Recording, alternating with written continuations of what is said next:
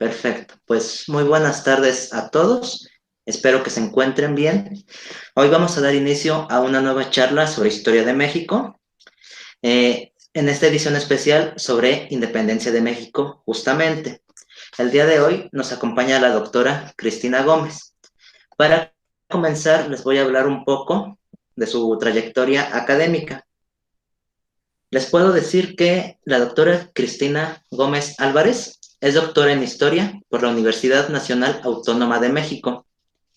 A lo largo de su amplia trayectoria profesional, ha combinado la docencia, la investigación y la difusión de la historia política y cultural de México, particularmente del proceso de la Revolución de Independencia de México. Desde 1987 es miembro del Sistema Nacional de Investigadores. Entre 1997 y 1999 tuvo a su cargo en el posgrado de Historia de la Facultad de Filosofía y Letras de la UNAM. Fue directora del Museo Nacional de Historia, Castillo de Chapultepec, del Instituto Nacional de Antropología e Historia. Entre sus publicaciones se cuentan numerosos trabajos de historia política y cultural de la Revolución de la Independencia de México, en donde se destacan, por ejemplo, el Alto Clero Poblano y la Revolución de Independencia. Otro texto como es Navegar con libros, el comercio de libros entre España y Nueva España, una visión cultural de la independencia. Y pues bueno, este es un poquito de lo mucho que ha hecho la doctora. Y pues bueno, sin más preámbulo, le voy a dar la palabra para que nos pueda hablar un poco acerca del tema de insurrección y Miguel Hidalgo. Adelante, doctora. Muchas gracias, buenas tardes. Agradezco profundamente la invitación a participar hoy precisamente conmemorando un inicio más de la revolución insurgente del 16 de septiembre de 1810. Como bien lo dijiste en tu pequeña introducción, se trata de una insurrección. Es decir, Miguel Hidalgo, como todos sabemos, estos son lugares comunes que todo mexicano sabe y tiene la obligación de conocer, pues el 16 de septiembre, muy temprano, en la madrugada, este cura, Miguel Hidalgo y Costilla, que era el cura de la parroquia de Dolores, en la Intendencia de Guanajuato, llamó al pueblo a iniciar la lucha por romper la dominación española.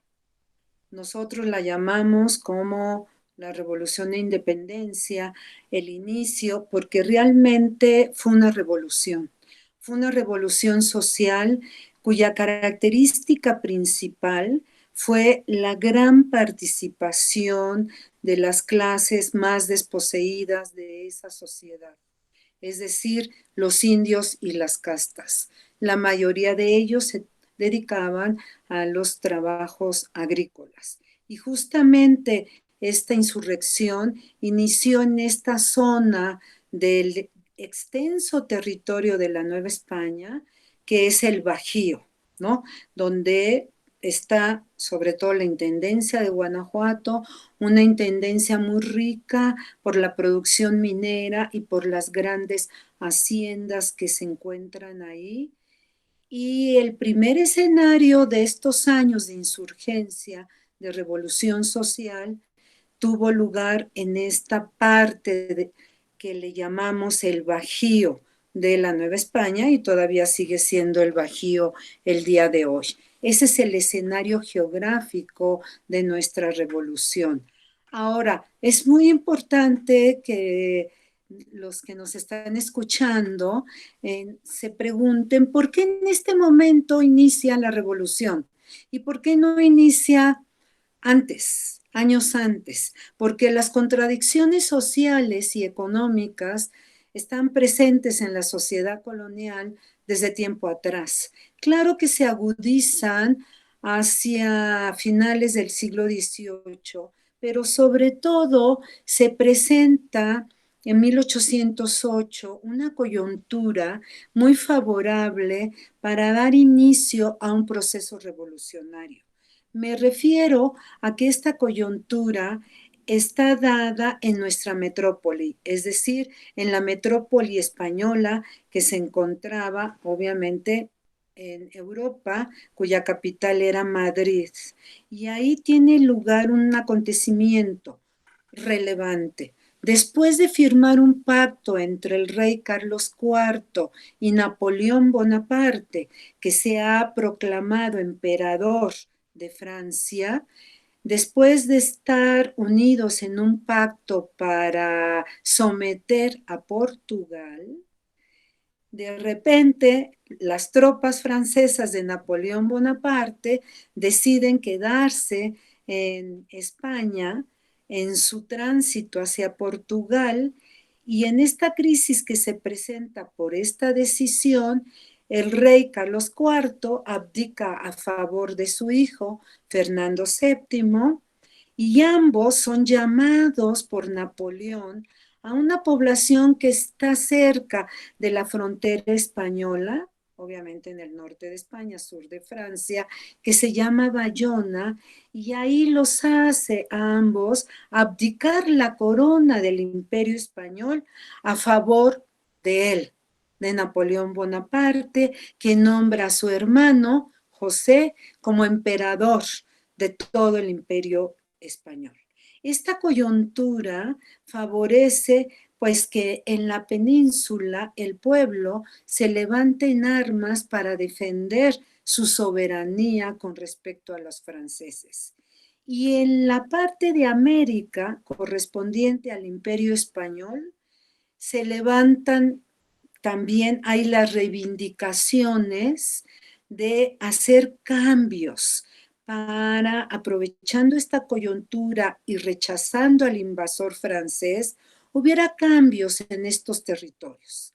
Aquí en la Nueva España, en ese año, en 1808, el ayuntamiento de la Ciudad de México, junto con el virrey Iturrigaray, que era el representante del rey en este virreinato, o sea, la autoridad máxima, se reúnen para hacer una propuesta a todas las corporaciones de la sociedad colonial, es decir, a la audiencia, que es la institución encargada de administrar la justicia, formada por oidores, por jueces, a la Inquisición, que es un tribunal muy importante que persigue a las ideas y a los individuos que las portan, las prohibidas, a los comerciantes, al consulado de comerciantes de la Ciudad de México, que son poderosísimos, que monopolizan el comercio con la metrópoli.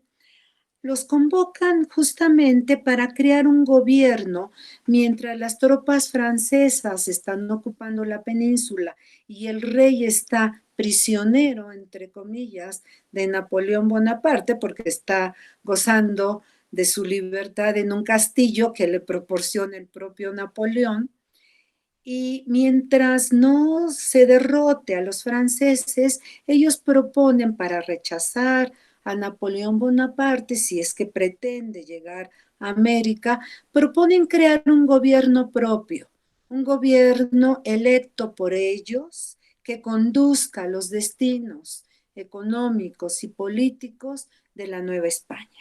Este intento, que había despertado mucha simpatía por parte de las oligarquías criollas, ¿no? Las que tenían sus intereses económicos aquí en la Nueva España, despertó gran simpatía, y antes de que se concretara la realización de este congreso, junta o gobierno, que son sinónimos para la época, antes de que eso sucediera, un dato curiosísimo: el 16 de septiembre, o sea, 2 años antes del grito nuestro de Dolores, las tropas llegan, las tropas realistas llegan justamente a detener al virrey Iturrigaray y a los miembros del ayuntamiento.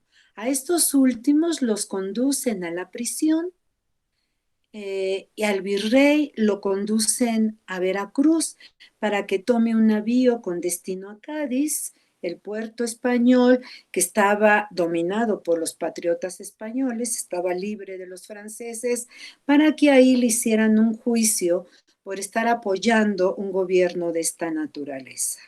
Es el primer golpe de Estado, en realidad, en la historia de nuestro país, y fue el 16 de septiembre de 1808.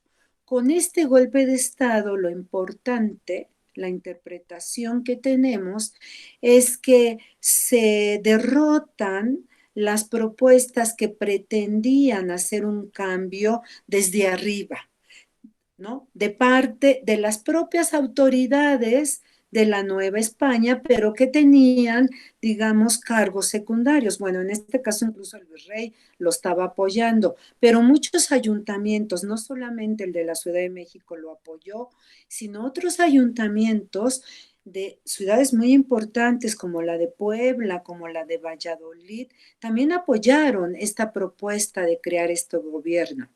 Pero con el golpe de Estado se nombra un nuevo virrey. El golpe de Estado lo dan los grandes comerciantes del Consulado de México, lo dan los miembros de la audiencia y con eso nombran una nueva autoridad y pretenden que las cosas continúen y no haya ningún cambio. Aquí se cierra la vía de hacer cambios desde arriba y se abre el proceso de la revolución social. Proceso, momento que justamente corresponde al llamado 2 años después de Miguel Hidalgo en la población de Dolores Hidalgo. Bueno, hoy se llama Dolores Hidalgo, en ese momento se llamaba nada más Dolores. Entonces, esto es distinto, porque aquí no se pretende de hacer reformas desde arriba. Aquí lo que se pretende, lo que se hace es una revolución social con la gente de abajo y que quiere una real transformación, no quiere reformas, quiere una revolución para modificar la sociedad de privilegios que representaba precisamente la sociedad colonial y romper ese estatus de colonial y de dominación de una metrópoli que se encuentra en Europa y construir una sociedad y un Estado libre y soberano.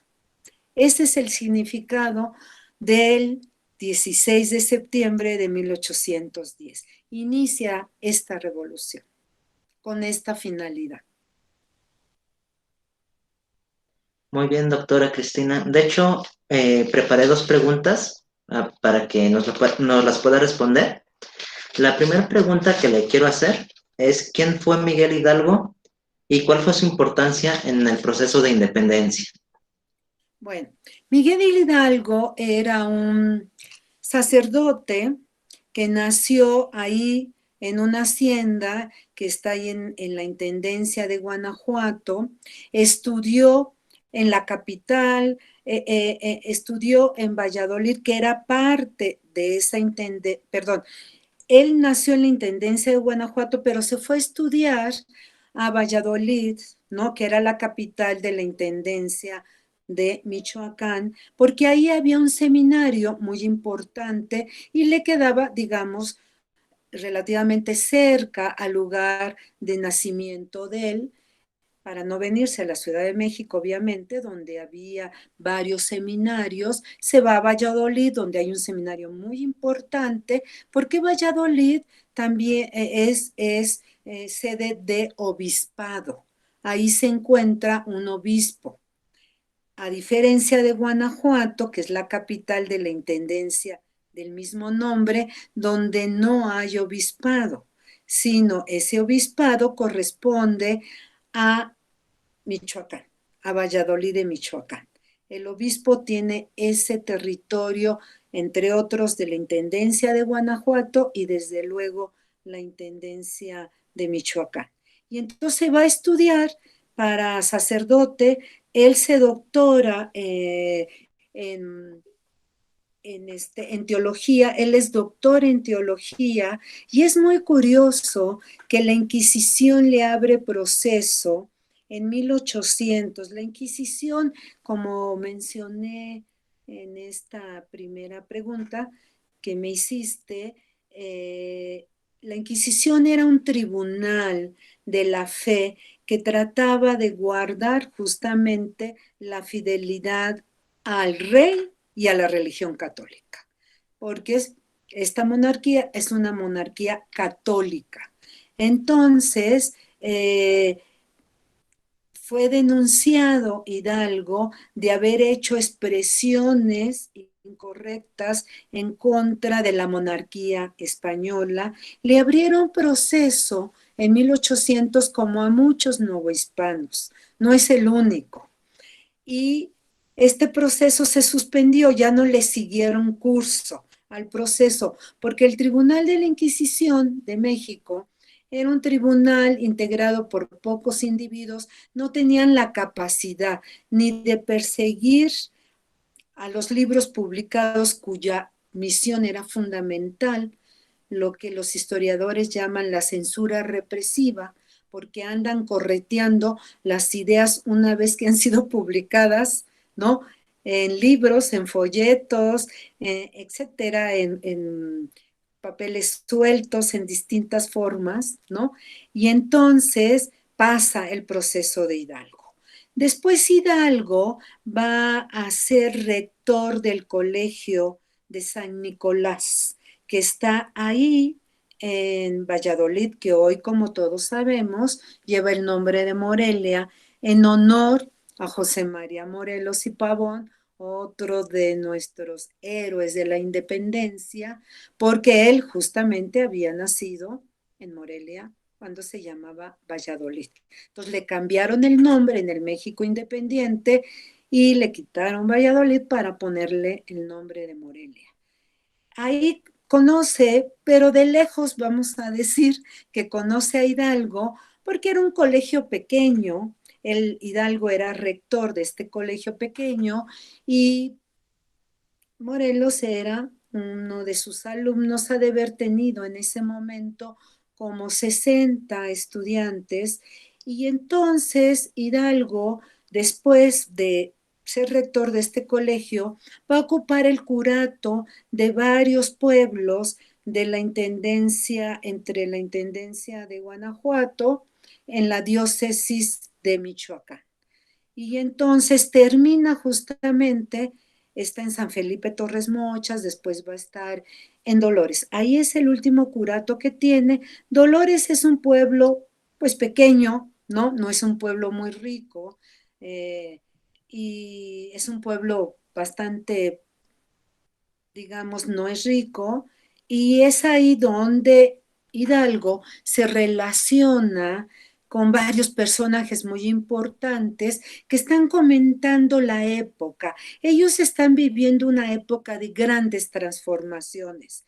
No hacía mucho tiempo había ocurrido la Revolución Francesa de 1789 y los Estados Unidos habían obtenido su independencia con respecto a Inglaterra.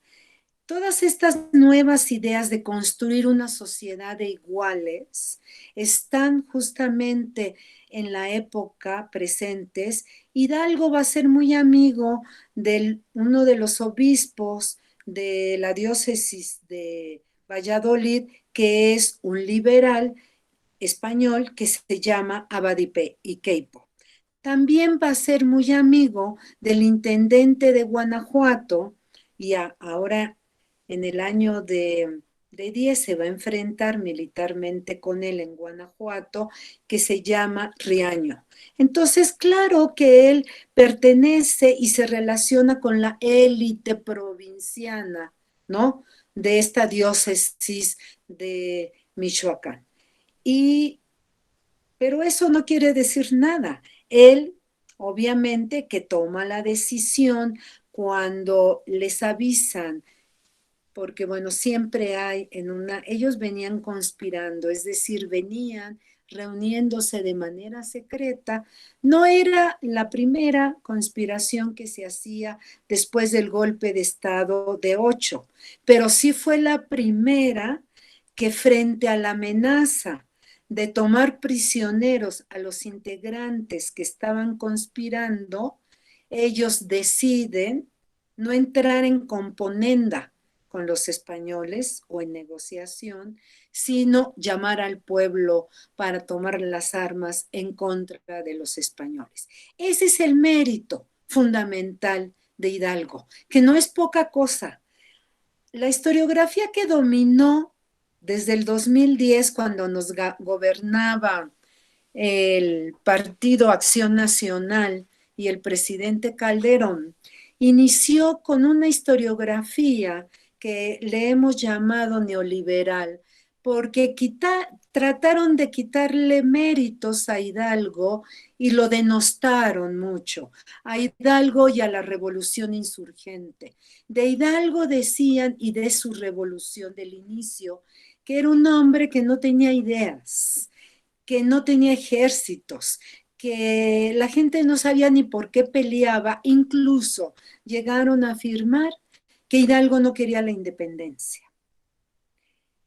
Afortunadamente esa corriente, bueno, estamos luchando en contra de ella porque distorsiona el pasado, distorsiona un momento fundacional de nuestro país, que el presidente actual ya ha llamado la primera transformación de nuestro país. Yo le digo al público que nos está escuchando, ¿en qué consiste esta primera transformación? Consiste en romper los lazos de dependencia, los lazos coloniales que tenía la Nueva España en ese momento con su metrópoli, que era España, romper eso, obtener la independencia, construir un Estado libre y soberano que diera lugar a un Estado que dictara leyes, como lo dijo Hidalgo, que trataran de ser iguales para todos los novohispanos y que se acotara o acortara la desigualdad social que había.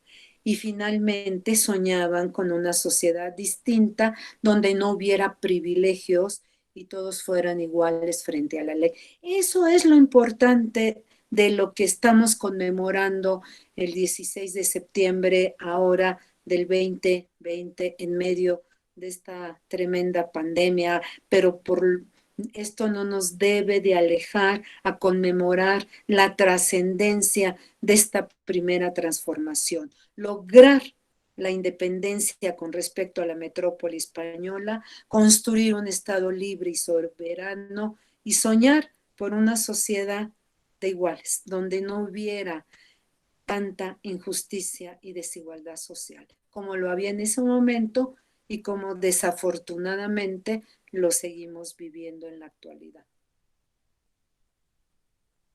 Muchas gracias, doctora. De hecho, me parece muy interesante esto que menciona de la historiografía neoliberal y esta imagen que nos traen del cura Hidalgo, que por cierto se ha como arraigado últimamente en la población que incluso no estudia historia. Siempre ven últimamente han visto al cura Hidalgo como un individuo, pues casi casi como si fuera una persona que no sabía dirigir o como si no hubiera hecho gran mérito, como si solamente hubiera estado allí y hubiera pasado prácticamente desapercibido. Pero bueno, veo que aquí ya hay varios comentarios. Antes de pasar a ellos, ahorita los vamos a retomar, pero le tengo una segunda pregunta. Quisiera que nos respondiera, ¿por qué festejamos el inicio de la independencia? ¿Por qué se festeja el inicio y no el final? Festejamos el inicio porque lo que en realidad estamos festejando es esa revolución que convoca al pueblo a levantarse en armas, a transformar la situación que estaban viviendo, a romper la dependencia colonial, a construir, a recobrar la libertad, la soberanía. Eso es lo que estamos festejando, ese inicio, porque desafortunadamente, o no desafortunadamente, la historia es como es y no como quisiéramos que fuera. El problema es que en nuestro país tiene una peculiaridad muy importante. La consumación de la independencia la hicieron fuerzas políticas principalmente que se opusieron a la revolución insurgente, que se opusieron a la independencia desde 1810. Y le hicieron la guerra totalmente, en todos los terrenos, en el militar, por supuesto, en el político, en el económico, en el ideológico, en todos los terrenos.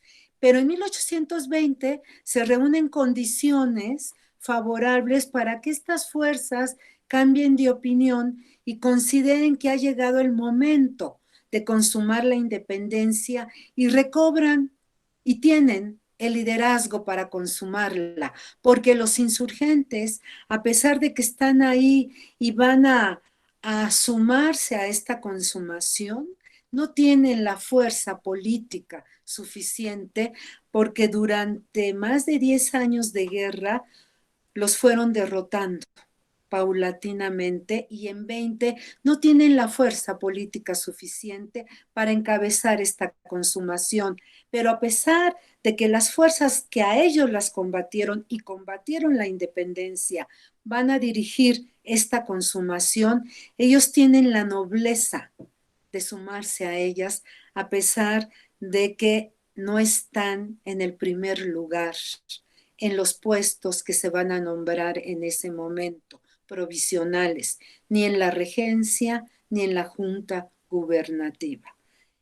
Eso yo creo que da para otro programa donde hablemos de la consumación de la independencia, pero creo que a eso se debe a que nosotros festejamos más el inicio de una revolución porque en 21 esa revolución no encabezó ni dirigió la consumación de la independencia, aunque estuvo ahí, y gracias a ellos llegamos en 21 con todo este proceso de 10 años de lucha en donde se da finalmente la ruptura con España. Muchas gracias, doctora. Bueno, vamos a dar pie a las participaciones. Bueno, primero voy a leer las preguntas, que por cierto ya tenemos algunas. Bueno, vamos con la primera. Es por parte de Ana Paola Casas. Nos dice, buenas tardes, doctora.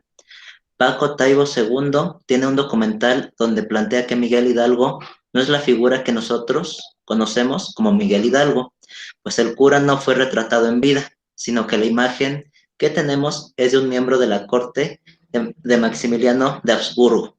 ¿Conoce investigaciones sobre esta situación? Sí, Gracias. claro. Sí, claro, Ana Paula. Paco Taibo tiene toda la razón, pero ojo, se está refiriendo al retrato que a la pintura que en el siglo XIX se hizo como la pintura oficial del padre de la patria. Se está refiriendo a la pintura, no se está refiriendo a la imagen política de Hidalgo como héroe de la patria.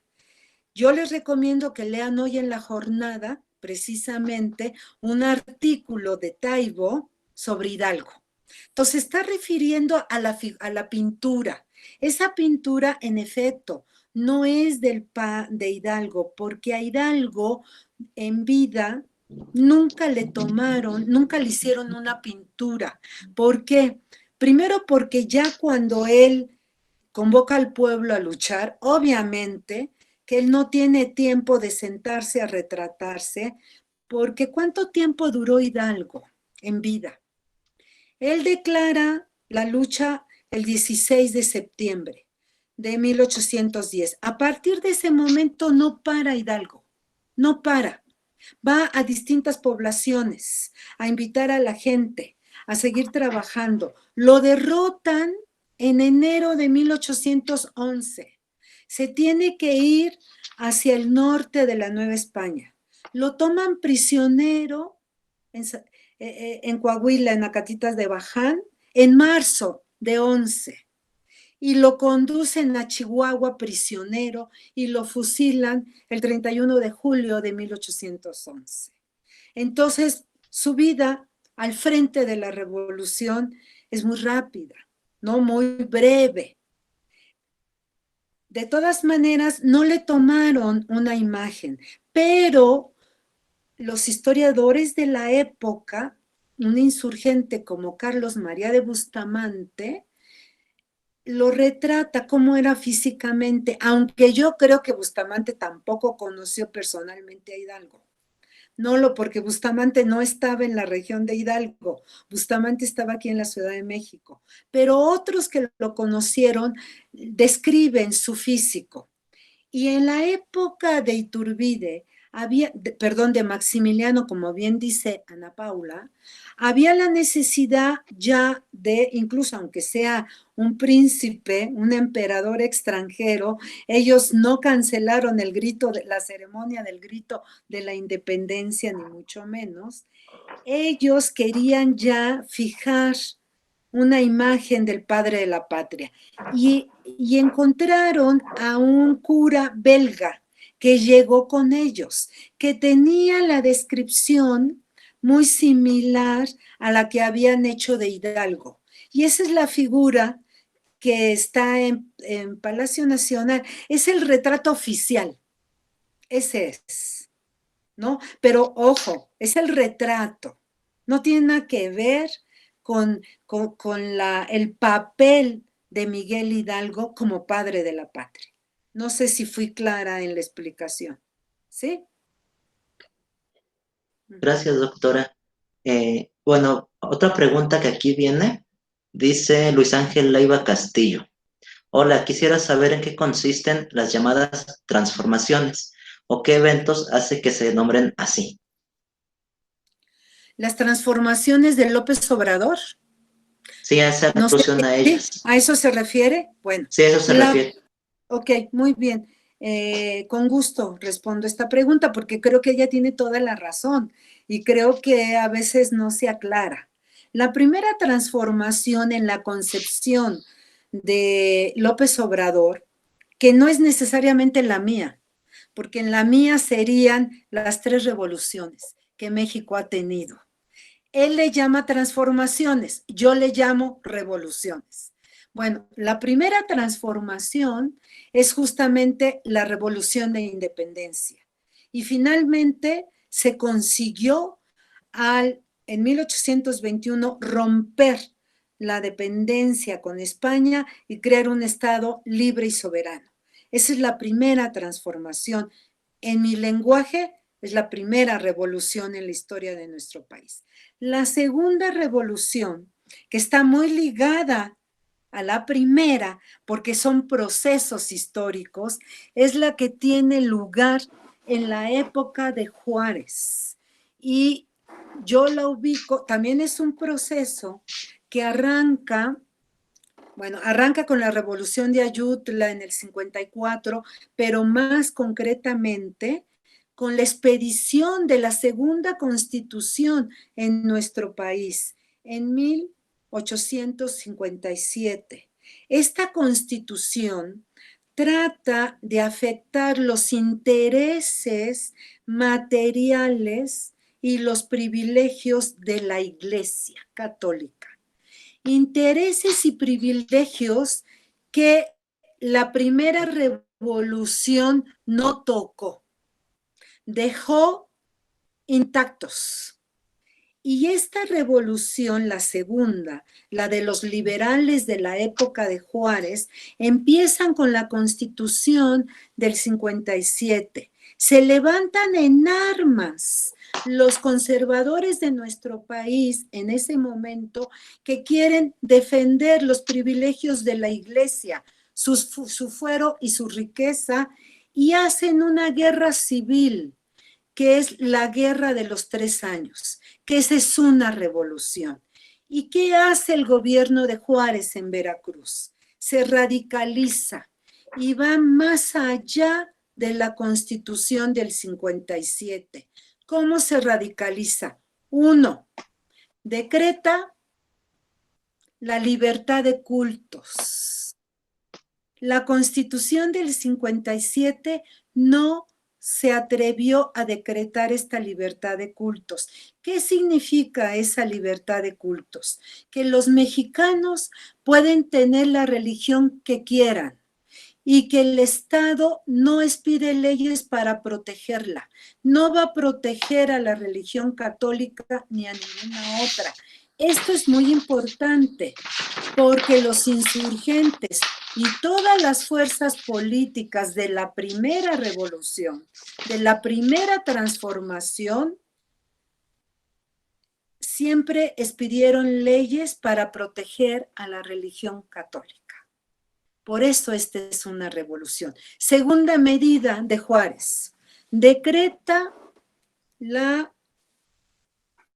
el registro civil por parte del Estado mexicano, porque antes las funciones que lleva el registro civil, que como la gente que nos está escuchando sabe perfectamente, es el nacimiento, el casamiento, bueno, el divorcio y la muerte, el fallecimiento, antes lo llevaba la Iglesia Católica en las parroquias.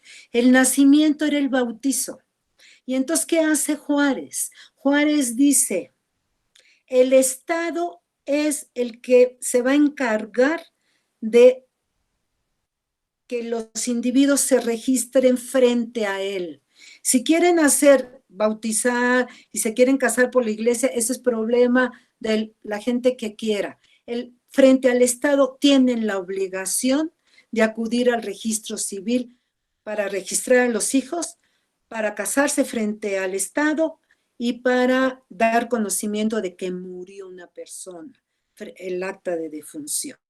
Tercera medida, decreta la formación de panteones civiles, porque la iglesia tenía en sus manos los panteones.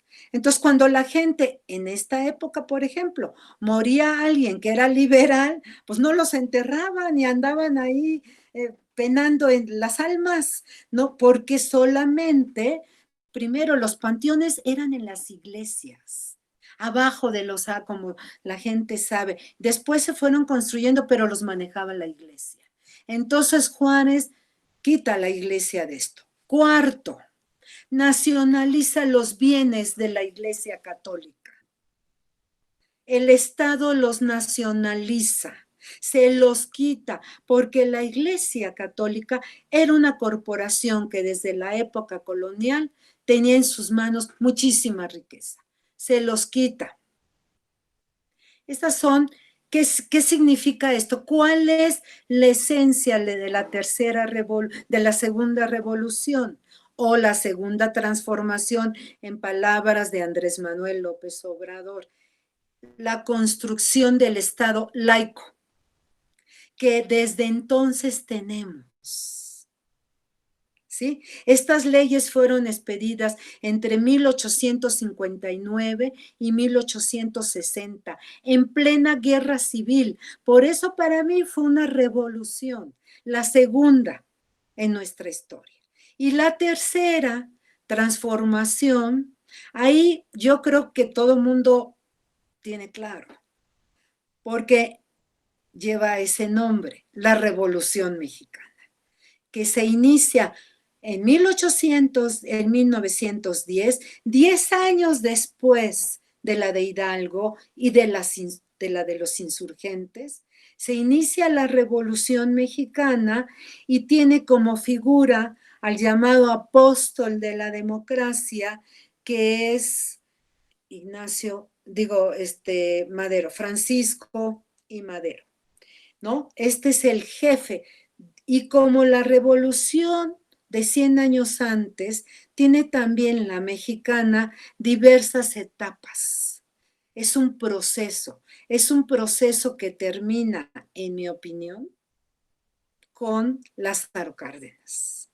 El gobierno de Lázaro Cárdenas, que llega al poder en 34, es precisamente en 1934, es parte de la Revolución Mexicana que se inició en 1910 y que dio lugar a la Constitución que hoy tenemos, ¿no? La Constitución de 1917, ya reformada, por supuesto, pero el Estado que hoy tenemos es el Estado que emergió de esa revolución, que también fue una revolución social, obviamente, también la de 1910. Esas son las tres transformaciones en la historia que para mí son las tres revoluciones. Ahora, ¿en qué consistirá la cuarta transformación? Bueno, esa pues la tiene que contestar Andrés Manuel López Obrador y sobre todo su partido político, que es Morena. Nosotros, los historiadores, la estudiaremos, pero eso será pues a finalizar el siglo XXI, si es que hubo esa cuarta transformación. Eso ya será para los historiadores del futuro. Muchas gracias, doctora. De hecho, nos dio una respuesta bastante adecuada y estoy seguro que a Luis Ángel le quedó bastante claro. Vamos con la siguiente participación. Tenemos otras tres preguntas. Nos dice Carla Charey. Hola, buenas tardes. Yo tengo una pregunta. ¿Qué piensa usted sobre la manipulación religiosa que ocurrió en la primera etapa de la Revolución Independentista? Yo no sé a qué se refiera con manipulación religiosa, porque no sé la verdad. Si ella me puede escribir y me dice, con mucho gusto le contesto mejor la pregunta, pero mientras ella la formula más precisamente, voy a decir un elemento fundamental. Uno, la sociedad colonial era una sociedad profundamente católica. No había otra religión, porque no había otra religión oficial, porque los españoles, como todos sabemos, al momento de la conquista, cuando descubren América en 1492 y luego en 1519 las costas de lo que se llamará la Nueva España, traen con la espada, traen obviamente a la religión católica para convertir y evangelizar a los indios, ¿no? Esto todos lo comprendemos. Para 1810, la mayor parte de la población, la inmensidad de la población, si no es que el 100%, era católico. Los mismos, ¿cómo preguntarnos? ¿Cómo responder más bien a la pregunta? Los dirigentes principales de la Revolución Popular eran sacerdotes, Hidalgo y Morelos para empezar, pero no fueron los únicos. Entonces la religión estuvo presente. Por eso los insurgentes tampoco declararon la libertad de cultos. No, ellos protegieron a la religión católica también. Y por eso tampoco expidieron ningún bando en contra de la Iglesia Católica como institución. Tampoco, ¿no? Entonces hay que ver la época. La Virgen de Guadalupe, ya en el siglo XVIII, tiene el culto que tiene hoy en día, es decir, masivo y por parte ya no solo de los indios, sino de los criollos también. La guadalupana fue un elemento de identidad criolla y después del nacionalismo mexicano, pero es un fenómeno de antes de la independencia, del siglo XVIII. Entonces, la manipulación, todos metían a la religión en la disputa, pero la iglesia, la jerarquía eclesiástica de la iglesia católica, en la época de la independencia que yo he estudiado mucho, ellos utilizaron todo para alejar a la población de los insurgentes. Incluso aquellos padres, cuando llegaban las tropas insurgentes a sus poblaciones, a sus curatos, les prohibía que dieran los sacramentos, porque decía el obispo de Puebla, por ejemplo, que el evangelio mandaba a que los curas estuvieran con la causa realista, que no podía haber curas neutros, no podía Los curas realistas tenían que ser todos. Entonces, si hay manipulación, yo la veo más de parte de los realistas, de parte de la jerarquía, porque como eran obispos, pues se sentían con toda la autoridad, ¿no? Y tenían esa concepción de mandar esas indicaciones a los curas pueblerinos. No sé si contesté la pregunta o no sé si ya te precisó la manipulación de la época. Sí, dice que estaba escribiendo la pregunta, pero dice que con lo que acaba de decir ya quedó respondido. Ay, me da mucho gusto, me alegra. Ok, muy bien. Vamos a la siguiente pregunta. Nos quedan 15 minutos para las preguntas que nos faltan. Muy Nos bien. dice Zenia García. Hola doctora, buenas tardes a todos. Una pregunta. Posterior a la independencia, ¿cuál fue el fallo entre liberales y conservadores? Puesto que a partir de 1821 y la aplicación de la Constitución de Cádiz, siguen los mismos problemas y no llegan a constituir la nación que muchos buscaban, y de esta manera el país entra en una etapa de debilidad, de la cual se muestra en la intervención estadounidense. Celia, haces una pregunta muy interesante, la verdad, muy inteligente, muy complicada de responder, pero yo voy a intentar darte una respuesta muy general. Primero, ningún cambio se hace de la noche a la mañana. Continúan muchísimas prácticas del periodo anterior. Uno no nace a la vida independiente con borrón y cuenta nueva. Entonces hay que comprender que hay muchas prácticas que continúan. Hoy mismo, hoy estamos viviendo una situación similar. Quisiéramos que la corrupción ya no existiera. El gobierno actual se ha empeñado todos los días en combatir. No por eso va a desaparecer. Puede desaparecer el Estado corrupto, que es el principal, y va a ser un proceso lento. No nos desesperemos. Lo mismo sucede con cualquier transición, pero el asunto no es ese solamente. Eso hay que tenerlo en claro. México, cuando conquista su independencia, con el plan de Iguala y con los tratados de Córdoba, solamente las fuerzas que lo apoyan, que son todas, porque lograron prácticamente unanimidad. Los únicos que estuvieron en contra fueron los españoles, la tropa española que se retira y se va a la península, que fueron como 300 individuos. Muchos españoles apoyaron el plan de Iguala. Era muy endeble el proyecto. Esta independencia no se consumó con el proyecto insurgente, se consumó con el proyecto de la iglesia y del ejército y de las oligarquías, que consistía en tres acuerdos fundamentales, que para que no se nos olvide, Celia, está en nuestra bandera. Por eso es la bandera del trigarante. Es, primero, fíjate qué interesante, la unión, bueno, la independencia, que es donde los insurgentes están totalmente de acuerdo, ¿no? La independencia, la ruptura con España. El blanco, que también los insurgentes están de acuerdo, es la religión católica como única, sin tolerancia de ninguna otra. Y la última garantía, el último color de nuestra bandera es la unión entre españoles. Ellos le llamaban en esa época europeos a los españoles, ¿no? Porque, o sea, a los peninsulares les llamaban europeos y americanos.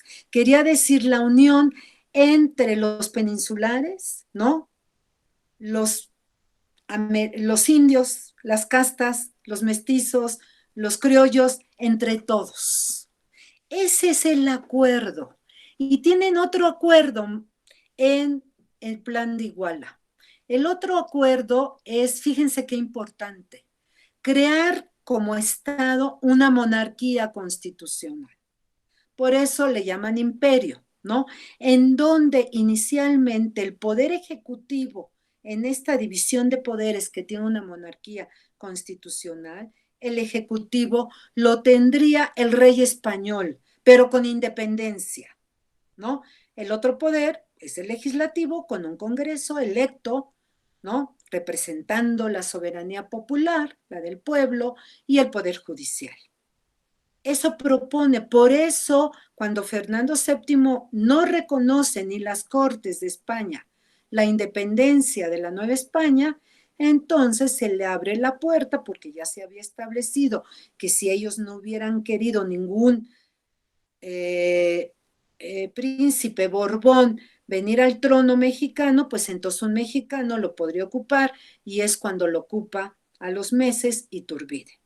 Pero el otro acuerdo que tienen es que ese no se rompe, ese es muy duradero, ese se va a romper en la segunda revolución, en la de Juárez. El segundo acuerdo que tienen es en el artículo 14 del Plan de Iguala, es que los privilegios, fueros y riqueza de la Iglesia Católica no se tocan.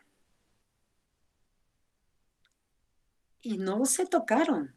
Fue necesaria una revolución para crear un Estado laico. La segunda revolución, la segunda transformación. Este proyecto muy pronto va a fracasar. Es un proceso.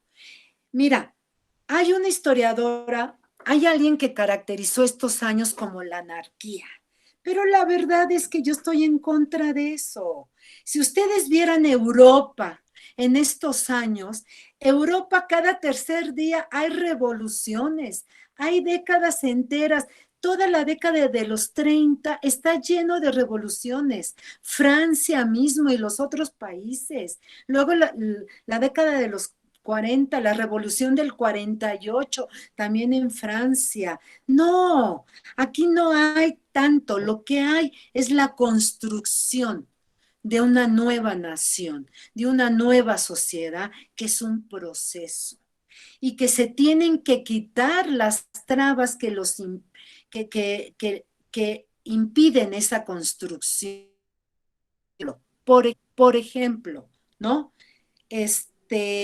Se rompe la primera garantía. Se rompió cuando en 1827 se decreta la expulsión de los españoles. Ahí ya se rompió ese pacto tan endeble. El problema es que el pacto fue muy endeble, ¿no? Pero era el único que hacía posible en ese momento la ruptura con España. Bueno, antes de eso se rompió, como todo el mundo sabe, pero ese no era una garantía. Hay que distinguir, ¿eh? La garantía que se rompe es la unión. Se rompió en 27, cuando expulsan a los españoles, ¿no? Porque hay que explicar, hay una invasión, porque España quiere reconquistar América para su imperio y la Nueva España. Entonces hay una invasión. Entonces, justamente como respuesta, el gobierno mexicano expulsa a los españoles. Pero antes, esa es una garantía, ahí se rompe. Pero antes ya se había roto el Plan de Iguala y los tratados de Córdoba, cuando en 23 hay una rebelión para establecer la república como forma de organización en la nueva nación. Y ahí termina, año y medio nada más dura la forma de organización de monarquía constitucional, el imperio de Iturbide, y se impone en el 24 la república. ¿Quién abanderó la república en la historia nuestra por primera vez? Fueron los insurgentes en el Congreso de Chilpancingo en septiembre de 1813. Y sale una parte del proyecto insurgente con la República. Si se copia un poco el modelo federal de los Estados Unidos de Norteamérica, es otro asunto. Pero la división de poderes, en donde el Ejecutivo lo tiene un civil, es en la República a secas, esa es una herencia de los insurgentes. ¿Y por qué esta aparente, o no aparente, sino esta disputa? ¿Qué se está disputando? Eso es lo que me gustaría a mí preguntar, porque a veces la frontera entre liberales y conservadores en las primeras décadas del México independiente es muy delgada. Aquí lo que se está disputando son los privilegios de la Iglesia Católica, que está arropada por los grandes hacendados de este país que están naciendo. Eso es lo que se está disputando.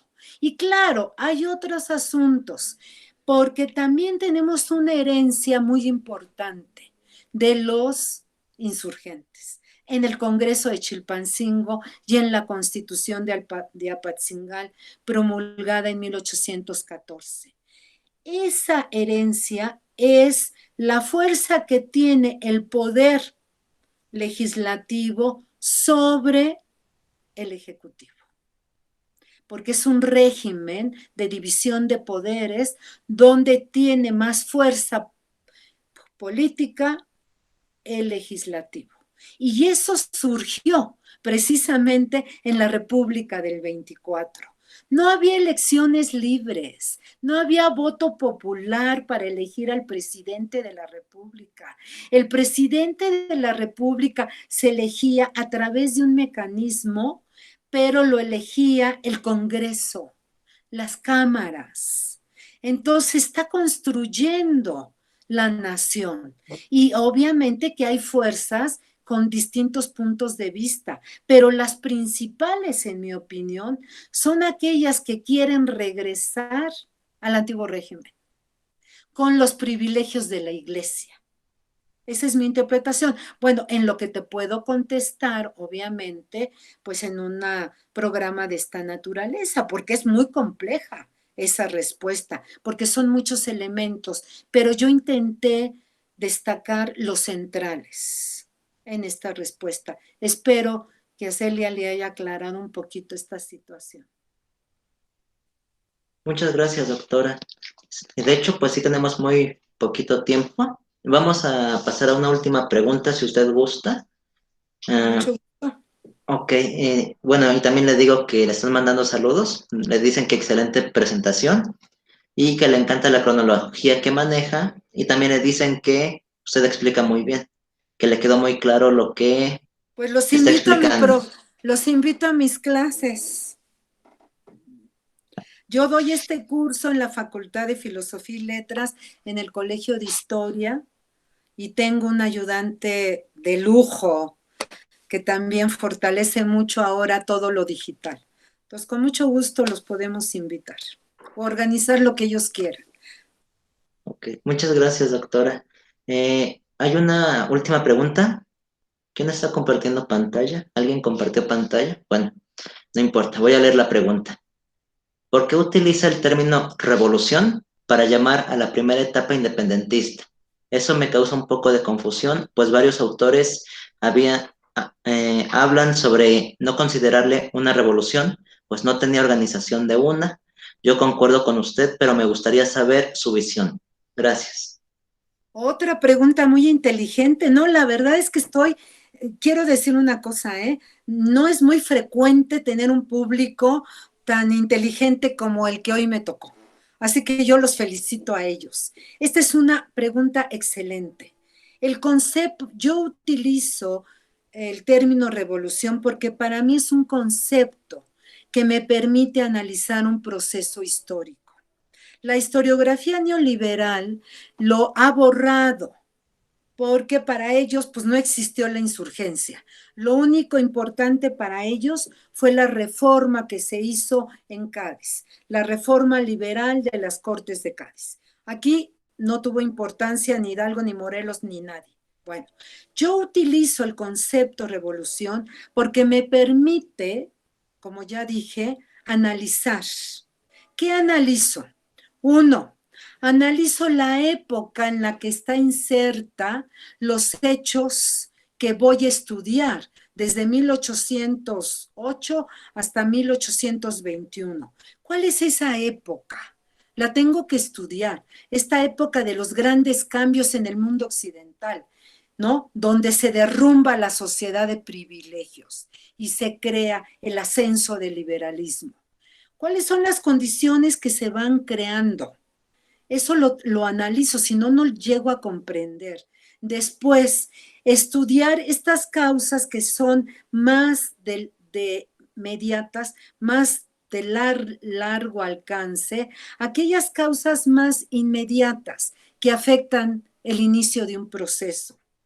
4. Distinguir la coyuntura, ¿no? Para mí, 1808 es una coyuntura que abre el inicio de este proceso revolucionario, como lo es en 1820 otra coyuntura por el restablecimiento del orden liberal en España y porque las cortes españolas van a atacar los fueros privilegios de la Iglesia en 20 y entonces la Iglesia en la Nueva España decide mejor consumar la independencia. Si yo no estudio esa coyuntura, no puedo entender.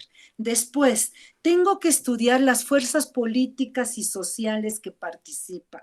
¿Cómo es la sociedad? ¿Cómo vive la sociedad? ¿Cómo es la pirámide poblacional? ¿Qué porcentaje tienen los peninsulares? ¿En dónde están? ¿En qué cargos los están ocupando? ¿Cuál es la base de la población? Aquí el 60% son indios. ¿Cómo viven los indios? Y luego las fuerzas políticas, porque aquí no solamente hay un proyecto, el proyecto no solamente es el de los insurgentes, hay otro proyecto, el proyecto de los autonomistas que quieren cambios sin revolución, que no quieren grandes transformaciones, que solamente quieren ciertos beneficios para ellos, pero les da escozor la abolición de la esclavitud, del tributo, de las castas, no tan, de las castas sí, pero ellos también quieren una sociedad de iguales, pero quieren seguir conservando a las castas como eso, como individuos que no tienen derechos políticos. Entonces yo tengo que estudiar los diversos proyectos para valorar más justamente cada uno de ellos y cuál es el que quedó sembrado en nuestro pasado. Entonces, si no tomo todos estos elementos y sobre todo las consecuencias de ese proceso histórico. Y aquí la consecuencia fue la ruptura. Para los que estudiamos las revoluciones, el concepto de ruptura es fundamental. Si no hay una ruptura, no hay una revolución. Y aquí hubo una ruptura fundamental porque dejamos de ser una colonia, de una metrópoli que estaba en España. Este es el concepto, la ruptura. Espero haber contestado adecuadamente a las dudas. Muchas gracias, doctora. Sí, bueno, yo estoy casi seguro que fue muy buena en sus explicaciones. Y pues bueno, le siguen mandando saludos. Igualmente. Oh, ok. Arriba la UADC. ¿Es una universidad? Muy Supongo que bien, la es. de la Ciudad de México, ¿no? La Mm, Universidad de la Ciudad de México. ¿No? no, parece que no. Es una U, una A y una C. No, no, no sé, no lo ubico de primer momento. Y, es de Coahuila. De Coahuila, creo. Muy De bien. Coahuila, la Autónoma de Coahuila. Bueno, pues Saludos hasta allá, hasta hasta allá. Coahuila. Qué Qué bueno bonito. sí, qué bueno que nos acompañan desde tan lejos. Sí, Bueno, claro. doctora, le agradezco que haya estado con nosotros. En nombre del programa Pilares, que es quien organiza este tipo de eventos. Y pues bueno, antes de terminar, quisiera mostrarles un cronograma de las ponencias que faltan. Luis Ángel, ¿puedes cargar la imagen, por favor?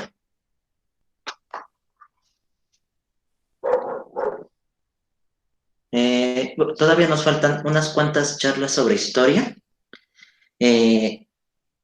Amplíala un poquito, por favor, Luis.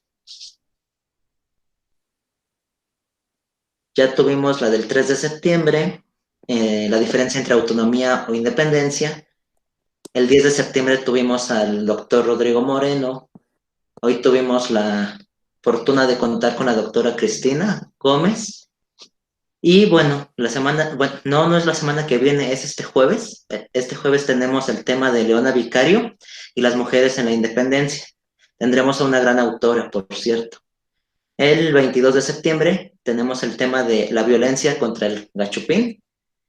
El 24 tenemos el tema de guerra de guerrillas, que será dado justamente por Daniel Ramírez, el adjunto de la doctora Cristina.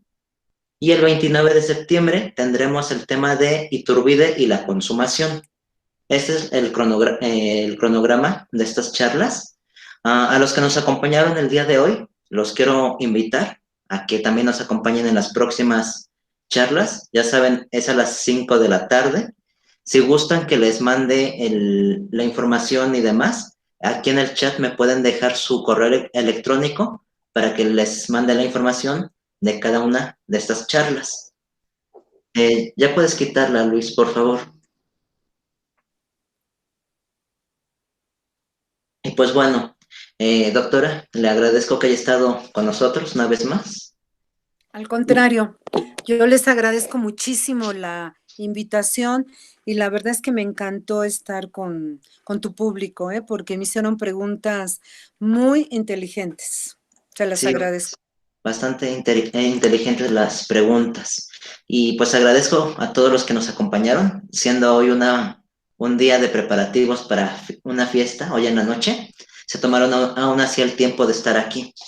Y pues bueno, en nombre del gobierno de la Ciudad de México y del proyecto Pilares en específico, les agradezco que hayan estado aquí. Hasta luego, nos vemos. Hasta Gracias, luego. adiós.